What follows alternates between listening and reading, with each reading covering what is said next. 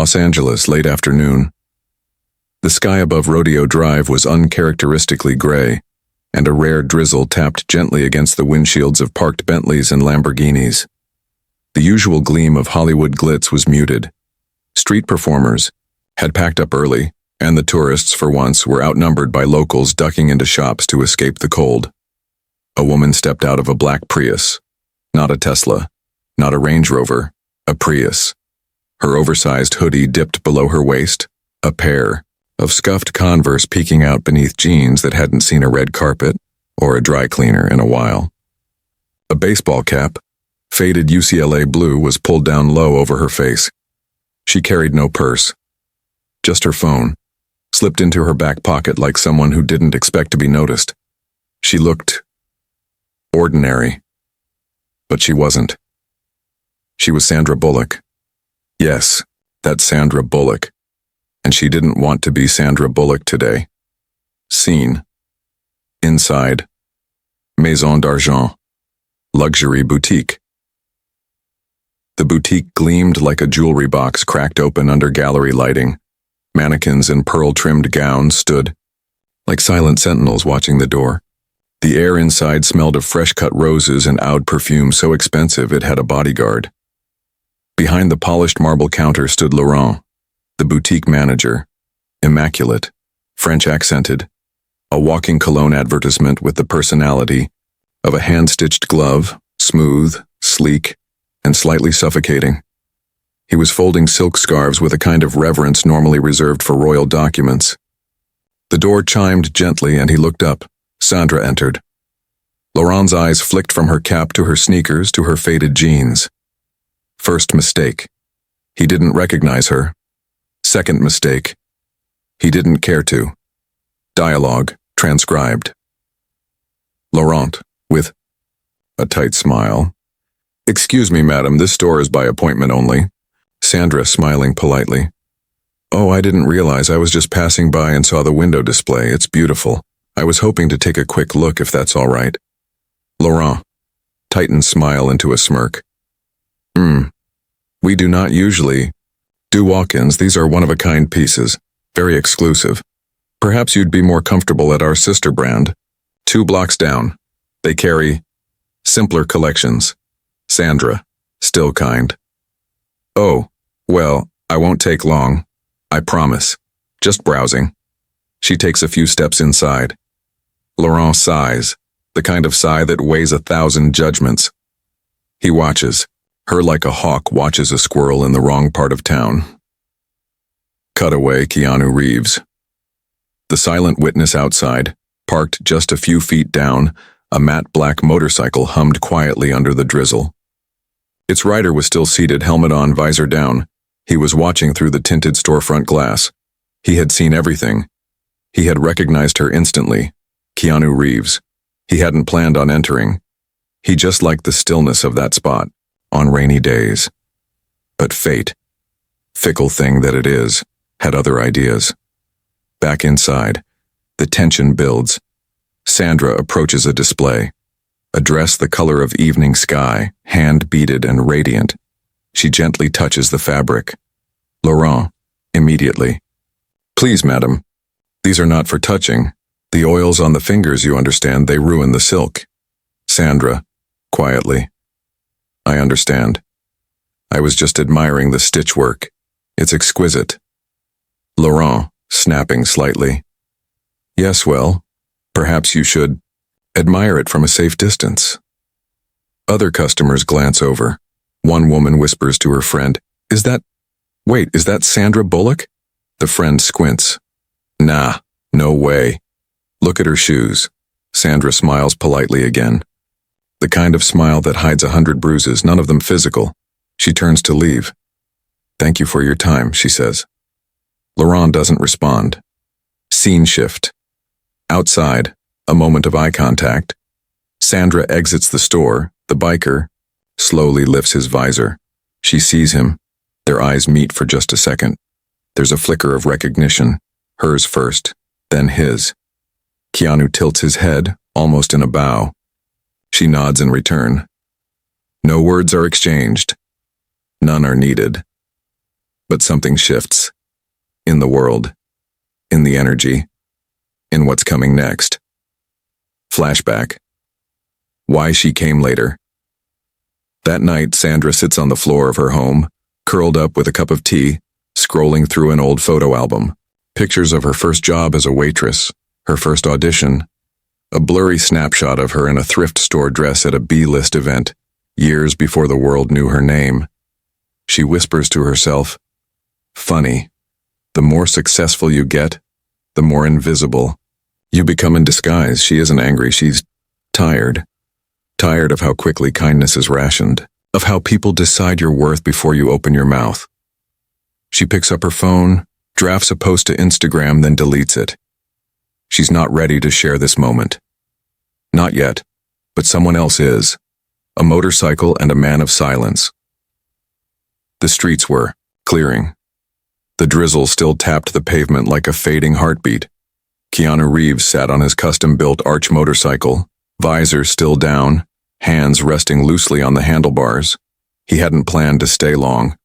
The ride was supposed to clear his head. He was in between interviews for a small documentary he was self-funding, a passion project about dignity in a modern world. He didn't need the boutique. He didn't need a suit. He certainly didn't need drama. But when Sandra Bullock stepped out of Maison d'Argent with her head slightly lowered, not in shame but in quiet resignation, something stirred in him. Not anger, something heavier. Recognition. Flashback, 1992. Young Keanu. Back then, Keanu wasn't Keanu. He was just a kid with a weird name, a beat-up skateboard, and dreams too big for his bank account. Once, early in his career, he walked into a high-end store on Melrose, trying to find a tie for an audition. He was laughed out of the building. "You can't even afford the hanger," the manager had said. He'd never forgotten that. That moment taught him what Sandra had just experienced. The economy of perception, where how you're treated depends on how much you seem to be worth. Scene. The decision. Keanu slowly dismounted the bike, lifted his helmet, and tucked it under his arm. He didn't rush. He never rushed. Inside the boutique, Laurent was back to curating his empire of elitism. A new customer, someone clearly affluent-looking, was being handed champagne and fawned over with the kind of glee usually reserved for royalty and Labradors. Keanu didn't enter. Not yet. He took out his phone. No apps, no scrolling, just one call. Dialogue. Keanu to his assistant, Maria. Keanu. "Hey, I need you to do something weird. Can you find out who owns Maison d'Argent? The one on Rodeo." Maria, laughing. "You're not about to buy a fashion house, are you?" Keanu, smirking. "No, but I might make them famous for the wrong reason." Maria. "What happened?" Keanu. "I'll explain later. Just keep it quiet and do it fast." Cutaway. Keanu's philosophy. Keanu had a rule: never confront people in anger. Life had taught him that rage made noise, but rarely progress. So he operated differently, subtly, with the patience of someone who had seen death, fame, love, and loss and realized that stillness could be a superpower. He pulled out a notebook from the side pocket of his jacket. Yes, a notebook. Real pages. He scribbled something down, a line of poetry. Some wear masks to hide, others wear them so they can act freely. Then another. Don't shame the ignorant. Show them a mirror. Scene shift. Sandra's house. Sandra was home. Hair still damp from the rain, hoodie tossed over the back of a chair. She was halfway through reheating vegetable soup when her phone pinged, a message from someone she hadn't seen in years. Keanu. "Hey, you okay? Saw what happened today. You handled it like a queen." She stared at the message, a small laugh escaped her lips. Sandra, texting back, "I'm good, but thank you. And I thought you hated shopping." Keanu. "I do, but I hate snobs more." She stared at the screen. The words hit differently. Not because they were dramatic, but because they weren't. They were simple and honest, exactly what she needed. Scene. The boutique after hours. It was late. The boutique had closed early. Laurent was alone inside, pacing. His assistant had told him someone famous had stood outside the store earlier, watching. Checked the security cam footage, pause, zoom in, helmet, motorcycle. No way, he whispered. He recognized him. Keanu Reeves. Hollywood's quiet saint, the anti-celebrity, the man who didn't do drama unless he was acting in it. Laurent panicked. Cutaway. Maria finds the thread back at Keanu's office. Maria had done her homework. The boutique was part of a chain, owned by a larger luxury conglomerate. She had a contact. She emailed the footage. She didn't say much, just a subject line. Not the PR you want, call me. The seed was planted. Scene. Keanu alone in the city later that night. Keanu was back on the bike, riding through quiet neighborhoods in Los Feliz. The air was cleaner here, less noise. He parked on a ridge and looked over the city lights. He thought about all the people who were never recognized, not celebrities, the janitors, the baristas, the Uber drivers, the nurses, the ones who make everything work and are rarely seen. And he thought about Sandra, who was recognized, but only when dressed up like someone else. He made a decision. Tomorrow he would return to the boutique, not to shop, to make a point, but in his way. Final montage, silent setup. Montage music builds gently, strings and slow drums, Keanu reviewing security footage from the store, a suit being pressed and tailored at a local shop. Sandra staring at an old People magazine cover of herself, then flipping it over to scribble notes on the back. Maria scheduling a media lunch with a quiet PR contact. Address delivery going out. Wrong address. On purpose, Laurent on the phone with corporate. Sweat on his brow, Keanu polishing his bike, slipping his notebook into a saddlebag. Sandra, watching her own rom-com on mute, shaking her head with a smile. The morning after Rodeo Drive was back to its usual pretense. The rain had passed. Sunlight now spilled onto the sidewalk like liquid gold. Inside Maison d'Argent, Laurent, the boutique manager, was back in his full splendor. Pressed suit, polished shoes, and the misplaced confidence of someone who'd almost been exposed but convinced himself he wasn't. He'd chalked the previous day up to a misunderstanding. A woman who probably wasn't Sandra Bullock, and a motorcyclist who might have been Keanu Reeves, but surely someone like him wouldn't just show up to a store. Right? 11:38 a.m. A different energy walks. In the boutique door swung open, heels tapped against the marble, slowly, deliberately. Heads turned. The man who entered was dressed in a charcoal gray overcoat, sunglasses tucked into the collar, black boots, and a kind of casual elegance that whispered, "I didn't come here to shop. I came to remember something." It was Keanu Reeves, and this time he wasn't outside. He was here, and he wasn't alone.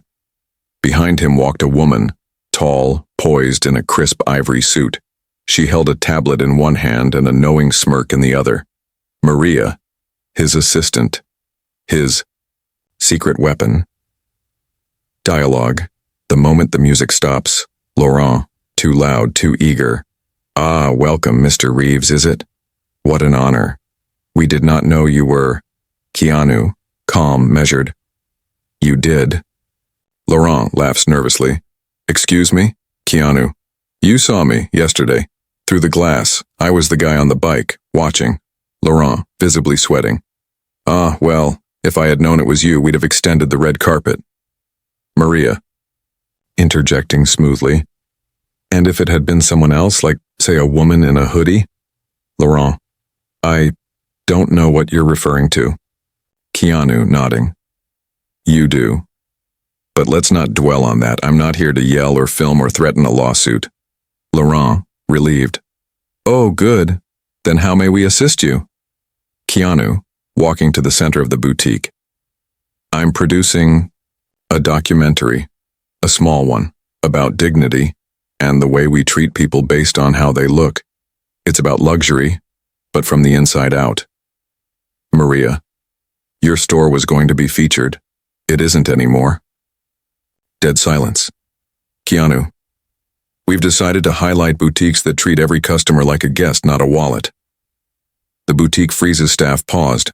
Other shoppers looked up from racks and accessories, suddenly very interested in everything happening. Laurent's face had drained of color. He looked like someone who'd just been told the FBI had access to his internet history. Laurent. Mr. Reeves, surely we can work something out. Perhaps a private event? A statement? Keanu. You already made your statement, yesterday, to someone you assumed didn't belong. Flashback insert. The footage. Maria tapped her tablet and played the security footage. Sandra entering, being dismissed, walking out. The boutique's logo gleamed in the top corner of the screen. Maria. Unedited. Recorded from your own security feed. The cloud is a powerful thing. Laurent. This is slander. Keanu. Quietly. No. It's a mirror. The pressure. Builds. Laurent stumbled backward slightly, clutching his coat like it might keep his reputation intact. His assistant whispered something in his ear. Corporate PR lawsuit. Something about damage control, but the truth was already out. Not online. Not on social media. In the air. There are moments when reputations don't crumble. They evaporate. Quietly. Efficiently. Like a wick that's reached the end of its wax. Then, a twist from the corner of the boutique. A soft voice. It was her, wasn't it? A young woman in her early 20s stepped forward. Part-time sales assistant. Her name tag read, Mia. She'd been silent the day before. She had recognized Sandra. But fear. Of Laurent. Of corporate. Of losing. Her job had kept her quiet. Now. Not anymore. Mia. I saw her yesterday. She was Sandra Bullock. You knew it too. You just didn't care. Because she looked wrong. Laurent snapped. Laurent. To Mia. You're not in charge of PR, young lady. Mind your place. That was it. The fatal mistake. Keanu steps. In Keanu, firm, protective. She just found her place, and it's ahead of you. He turned to Maria and nodded. Maria, we'll be interviewing Mia instead. She's just been offered a fellowship position on Mr. Reeves's next docuseries. Mia, tearing up. Are you serious? Keanu. Dead serious. You spoke truth in a place full of mannequins. That's rare. The fall of Laurent. Within hours, Laurent was suspended pending internal review. Within days, his name had quietly disappeared from the boutique website. He wasn't fired. He was forgotten, which for someone like him was far worse. Scene. Sunset and resolution. Keanu, Mia, and Maria stepped out into the golden Los Angeles sun. The street buzzed behind them as if nothing had happened, but something had shifted. Not in Hollywood, in people. Keanu looked at Mia and smiled. Keanu, you stood up at the right time. Now keep doing that. Mia, I will. Thank you for noticing me. Keanu, smirking. That's the trick, Mia. Everyone deserves to be noticed. Sandra's home, the morning after the storm. The sun crept in through linen curtains, casting slanted light over shelves filled with books and awards and family photos. Sandra stood barefoot in her kitchen, robe on, sipping lukewarm tea and staring at her phone. She hadn't spoken about it, not publicly. The boutique incident, the humiliation, the feeling of being invisible in plain sight. She'd received texts, calls. Even her publicist had left a voicemail that sounded like a cardiac event in progress. But she hadn't replied. Not yet. Because this moment wasn't about spin. It was about truth. Flashbacks. Sandra. Before Hollywood, she pulled open a drawer and took out an old Polaroid photo. A young Sandra. Braces and bangs, wearing an oversized thrift store sweater, holding a paper grocery bag filled with half-eaten apples and expired bread. She was 22, just moved to New York.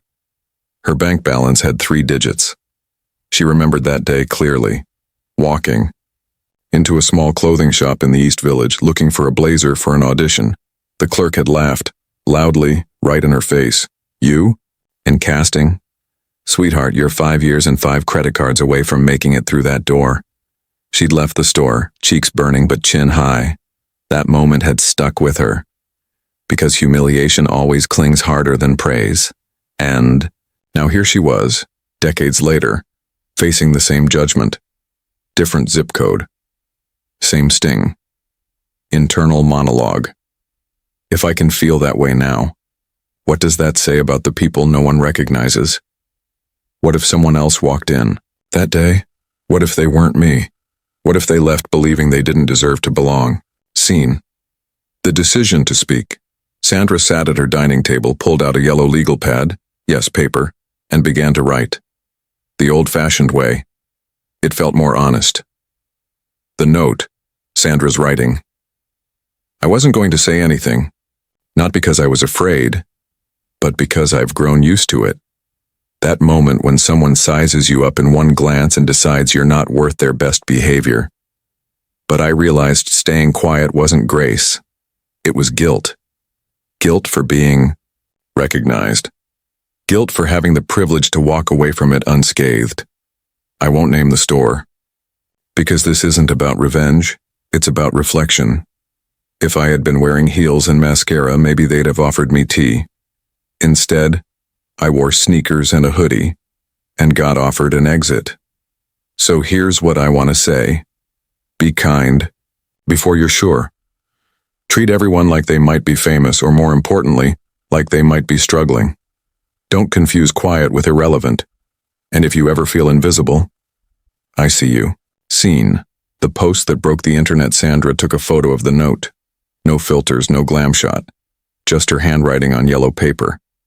She posted it on Instagram with the caption, "Sometimes silence isn't strength. It's survival." Today, I choose to speak. Within minutes, the world listened. Online reaction, montage, soft instrumental builds, quick montage of screens. Viola Davis reposts it. This, all of this. Zendaya adds, "Read every word," twice. An anonymous user comments, "I work in retail, and I've seen this happen 1,000 times. The post is screenshotted and posted on X, formerly Twitter. Within 3 hours, ICU is trending. Globally. Within 12 hours, talk shows, podcasts, influencers, everyone is discussing it. Not because it's celebrity gossip, but because it's everyone's story." Scene. News clip anchor woman, CNN. In a rare and raw message, actress Sandra Bullock speaks out. Not about fame, but about the power of empathy. Her post, now viral, has reignited conversations about classism, respect, and what kindness looks like when no one's watching. Scene. A quiet phone call that night. Keanu called. Sandra. You saw it? Keanu.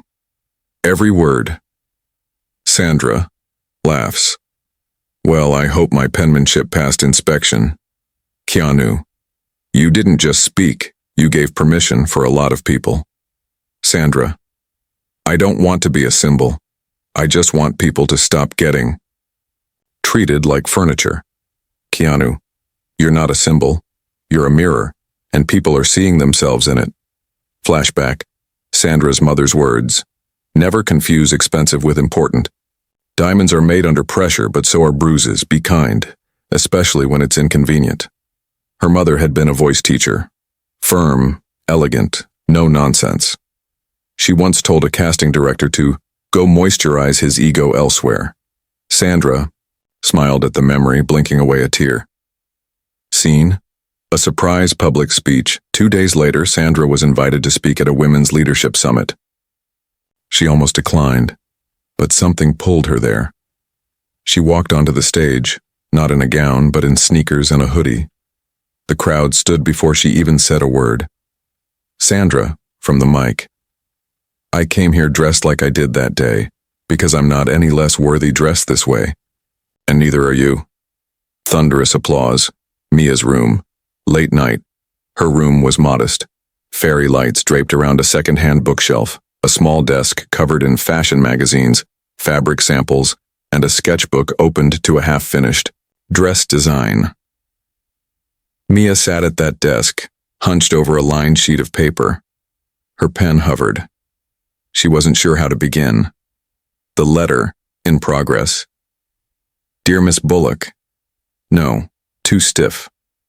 She scratched it out. Dear Sandra. Better, but still formal. Hi. My name is Mia. You don't know me. But I was there. She stared at the words. Her heart pounded like she'd stolen something. Mia's memory. The boutique day. She saw it all again. Sandra walking, in Laurent turning frosty. The quiet embarrassment. The exit.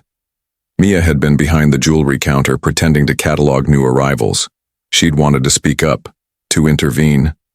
But fear had rooted her. She wasn't Laurent. But she had done nothing. And that haunted her. Mia's final letter. Hi. My name is Mia. You don't know me. But I was there the day you came into the boutique. I knew who you were. I just didn't say anything. Not because I didn't care, but because I was scared. Scared of losing my job. Scared of Laurent. Scared that if I spoke, it would cause a scene and somehow get worse. But I saw you. I saw the way you stayed calm when he dismissed you. I saw the way you touched the gown, like you actually appreciated the work, not just the price. And I saw you walk out with dignity. I've thought about that moment every day since. Not because you're famous, but because you reminded me who I want to be. I'm sorry I didn't say something then, so I'm saying it now, thank you. You probably won't ever see this, but I hope you do. Mia Scene. The letter arrives. 2 days later, Sandra sat in her sunroom sipping coffee and sorting fan mail with her assistant Rhonda. Most of it was typed, glossy, branded, but one stood out, a plain envelope with no return address. Just the name Mia written in soft pencil. Sandra opened it, she read it once, then twice, then pressed the paper to her chest. Scene. A call to Keanu. Sandra, softly. She wrote me a letter. Keanu, curious. Who? Sandra. Mia. From the store, the girl behind the counter. Keanu. Did she apologize? Sandra. She didn't have to, but she did. Keanu. Good. Maybe she's the real future of that place. Sandra. I think she might be the future of more than that. Scene. Keanu visits. Mia. 3 days later, Mia was working a shift at a local thrift boutique. She'd left Maison d'Argent after the fallout. It was quiet. Rainy again. A slow Tuesday. The bell above the door jingled. Mia turned, clutching a price gun. Standing in the doorway, rainwater dripping from his black overcoat, was Keanu Reeves. She blinked. Thought it was a dream. Keanu, with a warm smile. You must be Mia. Mia, gasping. Oh my God, are you real? Keanu laughs softly. I get that a lot. Mind if I come in? Scene. Mia and Keanu. Talk. They sat at a small counter. No cameras, no bodyguards, just a girl and a legend. Keanu. Your letter reached Sandra. She called me right after. Said it was the most honest thing she'd read in a long time. Mia, nervously. I didn't mean it for attention. I just didn't want to carry that silence anymore. Keanu. Then you already understand something.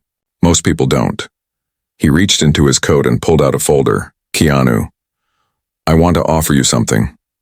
I'm producing a docu-series, stories about dignity, self-worth, kindness. I want you on the team. Mia, stunned. But I don't have a degree, or experience, or... Keanu. Doesn't matter. You've got instinct, heart, and the guts. To be honest, after the fact, that's rare. Scene. Sandra's garden. Later that week, Sandra and Mia met for tea in Sandra's backyard. Just the two of them. No photos. No fanfare. Sandra. I don't think I've cried reading a letter since my mom passed. Mia. I almost didn't send it. I didn't think it mattered. Sandra. It did, to me. and probably to a lot of people you'll never meet. They sat in the sun sipping green tea surrounded by jasmine vines and silence. Sometimes the best conversations are the ones without words. Scene: Mia's new chapter. A few weeks later. Mia is seen behind a camera, interviewing a street vendor about fashion and respect. She's sketching again, this time with confidence. She's no longer hiding behind counters, she's standing in front of them. And she wears a pin on her coat. I see you. She's not famous, she's not powerful, but she's impactful.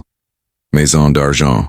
Closed for renovation, the boutique's once icy glass doors were now taped with brown paper. The interior was gutted. Mannequins replaced by workbenches, gowns packed away. Even the scent had changed. No more artificially diffused oud. Now it smelled like paint, coffee, and fresh hope. Word spread fast. The original owner had quietly sold the lease to a new investor. Rumors ran wild. Some said it was a celebrity. Others thought it was a luxury conglomerate relaunching the brand with a rebrand. They were all wrong. Scene: Mia's apartment. Mia sat cross-legged on her couch, laptop open, squinting at a business proposal template she'd downloaded for free. Across from her sat her aunt Eloise Patel, a former fashion buyer who'd retired early after being sidelined for not being on-trend enough. Eloise, smirking. You really want to do this? Mia, grinning nervously. I do, but only if you help me. I've got the vision, you've got the fashion street smarts. Eloise, then we don't need a rebrand. We need a rebirth. Scene: Rebirth planning begins. They renamed it Maison de Grâce, House of Grace, a boutique dedicated not to opulence but to origin, featuring ethically made community-sourced designs, up-and-coming designers, and tailors from underserved communities. Each piece would come with a story, stitched into the label. The first tag ever designed read "Worn by you," stitched by someone worth seeing. Scene: Sandra gets an invitation, a hand-delivered envelope, no branding, no RSVP email, just a small white card with hand-lettered ink. You walked out once. This time, please walk in, as our guest of honor. Mia and Eloise Maison de Grâce. Sandra held the card for a long time, then smiled. Scene: The grand reopening. It was the kind of evening that made the sidewalks feel like velvet. The crowd gathered under golden lighting and soft string quartet music. A simple wooden sign hung above the new storefront. Maison de Grâce. Everyone belongs here inside. Nothing looked the same. Where once there were velvet ropes, now there were hand-woven benches made by a local artisan collective. The gowns were still stunning, but displayed on mannequins shaped like real people, curves, scars, stories. And the staff? A kaleidoscope of backgrounds, body types, and accents. All trained not in luxury, but in empathy. The moment Sandra arrived, she stepped from a Prius again, yes, the same one, and wore the exact same outfit, hoodie, cap, and Converse. But this time, every head turned, not in suspicion, in respect. The boutique's doors opened automatically. New feature, courtesy of Mia. Mia herself greeted Sandra with a warm hug. Mia: Nice hoodie. Sandra, grinning. Thanks, thought I'd stick with my brand. Scene: A surprise presentation. Inside, the lights dimmed. A hush fell over the boutique. Eloise stepped up to the microphone. Eloise: Some boutiques sell glamour. Some sell exclusivity. We sell story. And tonight we celebrate the one that started this all. She gestured to Sandra. Applause broke out. Sandra stepped forward, not to speak but to listen, as Eloise continued. Eloise: We are proud to announce the launch of the I See You initiative, a line that showcases pieces created in collaboration with underrepresented designers, all inspired by one idea. You don't need to change to be valued. She handed Sandra a small wrapped box. Inside, a gown. Simple, elegant, midnight blue. But inside the label was embroidered, "This is what dignity looks like." Scene: press and photos. The event was not supposed to be a media spectacle, but someone shared a photo of Sandra smiling beside Mia, holding a mug of tea instead of champagne, standing next to a mannequin in a wheelchair wearing a custom suit. The photo exploded. Headlines the next morning. Sandra Bullock and Keanu Reeves inspire a fashion revolution. New boutique breaks barriers with beauty and grace. Maison de Grace trends as inclusive fashion movement grows. Scene, small moments that made it big. Keanu arrives late, hands Mia a bike helmet, for your first day on set. A young designer cries when Sandra compliments her handmade jacket. An elderly seamstress clutches a program where her name is printed under Lead Craftswoman. Guests leave with handwritten thank you notes, not gift bags. The premiere downtown. LA red carpet rolled out in front of the historic Orpheum Theater. Spotlights trace the skyline. A crowd hums with anticipation, but this isn't your usual premiere. There are no paparazzi screaming names. No celebrity handlers with Bluetooth earpieces. Just designers in denim, tailors in saris, creators in cargo pants and bright lipsticks. The docuseries title lights up on the marquee. Unseen, the people behind the mirror. Created by Keanu Reeves and Mia Patel, it's the launch party. And Mia, once the quiet assistant behind a jewelry case, is now front and center, wearing a recycled denim jacket she designed herself, covered in handwritten quotes stitched with golden thread. Scene. The opening credits as the series begins. The voiceover is unmistakable.